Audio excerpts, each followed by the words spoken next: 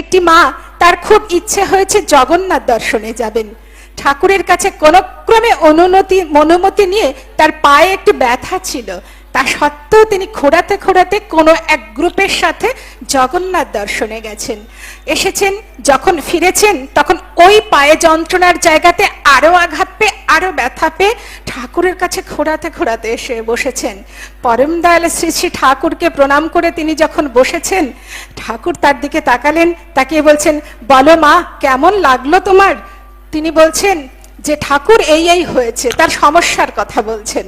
ঠাকুর মুচকে মুচকে হাসছেন। পরম দয়াল নিজেকে ধরা দিয়ে ফেললেন, বললেন, জীবননাথকে হেলায় ফেলে জগন্নাথকে দেখতে গেলি, জীবননাথই যে জগন্নাথ অহংকারে না দেখতে পেলি। তাই আমাদের জীবননাথ আজ আমাদেরই দ্বারে উপস্থিত। তিনি প্রাণপণে চাইছেন আমরা বাঁচি, আমরা থাকি, আমরা আনন্দে থাকি, আমরা শুভ জীবন বর্ধনায় উদ্বর্ধিত হয়ে উঠি।